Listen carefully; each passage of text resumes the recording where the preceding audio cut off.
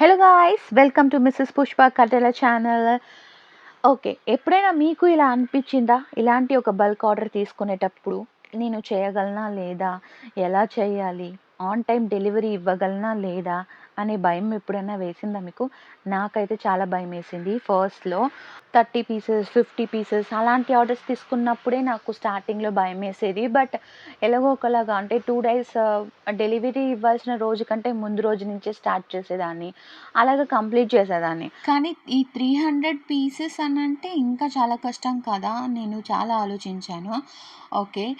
ఈ జర్నీలో నాకు ఎదురైన ప్రాబ్లమ్స్ కానివ్వండి, నేను ఫేస్ చేసిన డిఫికల్టీస్ ఏమేమి ఉన్నాయి, సో మొత్తం pre plan to execution after completion ఎలా ఉండేది, నా ప్రాసెస్ అంతా కూడా ఈ బల్క్ ఆర్డర్లో ఈ ఎక్స్పీరియన్స్ అంతా కూడా నేను మీతో షేర్ చేసుకోవాలనుకుంటున్నాను ఈ వీడియో ద్వారా.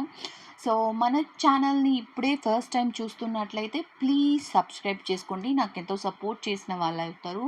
అండ్ లేట్ చేయకుండా వెళ్ళిపోదాం కంటెంట్లోకి. సో ఫస్ట్ థింగ్ ఏంటంటే మనకి ఈ ఆర్డర్కి కావాల్సిన మెటీరియల్ అంతా కూడా మన దగ్గర అవైలబిలిటీ ఉందా లేదా, ఒకవేళ లేకపోతే మనం ఆర్డర్ చేసుకున్నా లేదా కొనుక్కునే రేంజ్లో అంటే తెచ్చుకుంటే మనకి ఇప్పుడే దొరుకుతుందా.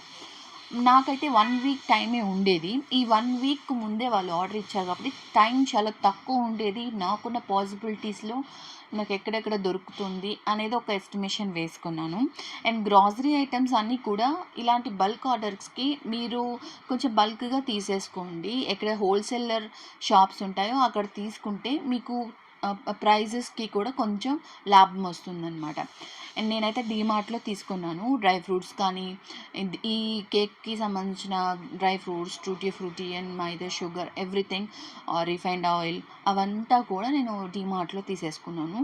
ఇంకా ప్యాకింగ్ బాక్సెస్ వాళ్ళు రిటర్న్ గిఫ్ట్స్గా ఇవ్వాలనుకుంటున్నారు ఒక వెడ్డింగ్కి, కాబట్టి ఆ ప్యాకింగ్ బాక్సెస్ కొంచెం మంచిగా ఉండాలని చెప్పారనేసి నేను అదొకటి నాకు డిఫికల్టీ అయిపోయింది. ముందే మనకి ఒక వెండర్ ఉంటే సిటీలో మనకి పక్కన ఒక ఊర్లో కానీ ఒక వెండర్ ఉంటే, వెండర్ అంటే ఈ బాక్సెస్ మ్యానుఫ్యాక్చరింగ్ చేస్తారు. వాళ్ళ దగ్గర మన డీటెయిల్స్, ఆ సైజ్కి ఎంత అవుతుంది అవన్నీ తెలిసి పెట్టుకుంటే మనకి ఈజీగా ఉండేది. అన్ఫార్చునేట్లీ నాకైతే ఇక్కడ దగ్గరలో ఎవరు లేరు, కొంచెం దూరం వెళ్ళాల్సి ఉండే, ఒక 2 hours జర్నీలో ఉంది. బట్ అంత దూరం నేను పాపతో ఒక్కదాన్నే ఉన్నాను కాబట్టి అంత దూరం నాకు వెళ్ళి వచ్చే అంత ఇది లేదు. కాబట్టి నేను రెగ్యులర్గా నా బేకింగ్ సప్లైస్ వచ్చేసి నేను ఒక హోల్సేలర్ దగ్గర నుంచి కొనుక్కుంటాను అనమాట ఆన్లైన్లో. సో వాళ్ళకి నేను మీ దగ్గర ఉండే బాక్సెస్ ఏమైనా 300 క్వాంటిటీలో ఉన్నాయా అని అడిగినప్పుడు వాళ్ళు 1 పీస్ బ్రౌనీ బాక్సెస్ నాకు రెఫర్ చేశారు. సో ఆ బాక్స్ వచ్చేసి విత్ షిప్పింగ్ ఛార్జెస్తో కలిపి ఈచ్ బాక్స్ 7 రూపీస్ అలా పడేదన్నమాట. సో ఆ 7 రూపీస్ బాక్స్ని నేను 300కి ఆర్డర్ పెట్టేశాను.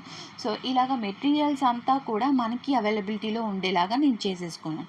అండ్ దెన్ నెక్స్ట్ ఈ స్పాంజ్ పీసెస్గా అడిగారు కదా, డ్రై ఫ్రూట్స్ వేసి కావాలి ఎక్కువ అని చెప్పని అడిగారు. సో స్పాంజ్ మీరు రెసిపీ ఏదైనా తీసుకోండి పర్వాలేదు, టీ కేక్స్ ఏదైనా తీసుకోండి, మీకు ఆ రెసిపీలో ఏదైనా మోడిఫికేషన్ ఉన్నాయా లేదా అనేది బిఫోర్గా మీరు చెక్ చేసి పెట్టుకోండి రెడీగా. అంటే ఈ బల్క్ ఆర్డర్ ఇచ్చే ముందు ఒకవేళ డౌట్ ఉంటే ఒక 1/2 kg 1 kg ఒకసారి చేసి చూసుకోండి. అండ్ దెన్ మీరు ఈ టిన్ సైజ్ ఉంటుంది కదా, నేనైతే ఇక్కడ ఈ వీడియోలో చూస్తున్నారు కదా, ఇక్కడ నేను 3 kg ఎగ్ స్పాంజ్ బ్యాటర్ని అలాగే ప్రిపేర్ చేశాను. అండ్ డ్రై ఫ్రూట్స్ విషయానికి వస్తే డ్రై ఫ్రూట్స్ ముందే మిక్స్ చేసేసి వేయడం వల్ల అవన్నీ బాటమ్కి వెళ్ళిపోతున్నాయి. సో మీరు ఆ మిస్టేక్ చేయకండి. నేను సెకండ్ బ్యాచ్ నుంచి ఏం చేస్తానంటే బ్యాటర్ అంతా కూడా ఒక 0.5% అక్కడ సగం భాగం బ్యాటర్ పోసేసి మధ్యలో డ్రై ఫ్రూట్స్ వేసాను. ఆ తర్వాత మిగతా అది పోసేసి మళ్ళీ టాప్ సైడ్ కూడా డ్రై ఫ్రూట్స్ వేసాను అనమాట. అండ్ దెన్ బేకింగ్ అయిన తర్వాత పైన టాప్లో కొద్దిగా మాడింది. సో నార్మల్గా బేకరీ షాప్లో కూడా మాడిపోయే వస్తుంది, ఓవెన్లో నుంచి బయటకు వచ్చేటప్పుడు వాళ్ళు ట్రిమ్ చేస్తారు. అదేవిధంగా మనం కూడా ట్రిమ్ చేసేసి ఆ పీసెస్గా కట్ చేశాను. నేను తీసుకున్న టిన్ సైజ్ వచ్చేసి 14x10.5 అనమాట. రెక్టాంగులర్ షేప్ మోల్డ్ తీసుకున్నాను. అందులో 3 kg బ్యాటర్ వేసాను.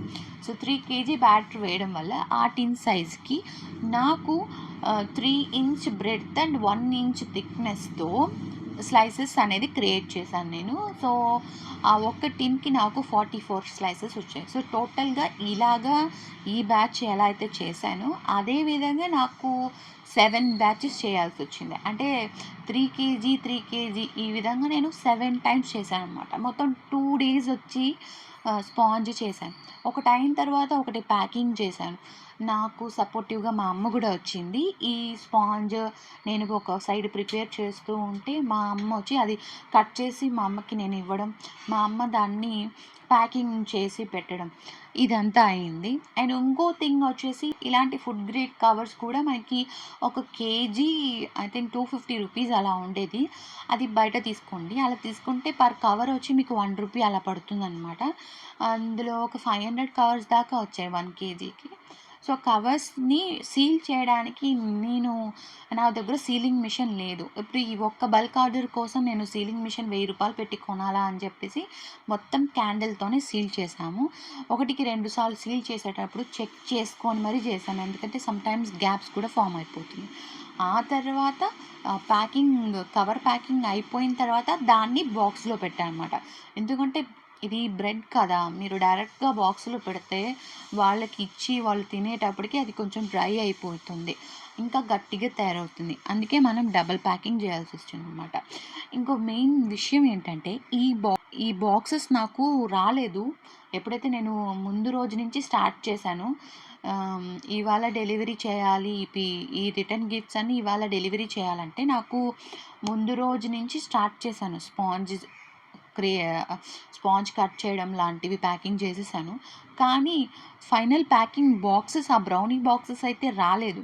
అవి కరెక్ట్‌గా ఇంకా కస్టమర్ ఇంకొక 3 అవర్స్‌లో వస్తారు అన్నప్పుడు ఒక 3 అవర్స్ టైం ముందుంది. 3 అవర్స్ ముందు వచ్చేసాయి ఈ బాక్స్. ఇంకా ఫటాఫట్‌గా నేను ఆ బాక్సెస్‌ని మడతేసి ఇచ్చాను మా అమ్మకి. ఆ ఒక్కొక్క బాక్సెస్‌లో ఒక్కొక్క పీస్ పెట్టి దానికి థ్యాంక్ యూ స్టిక్కర్ ఏసి మా అమ్మ ఇచ్చిందనమాట.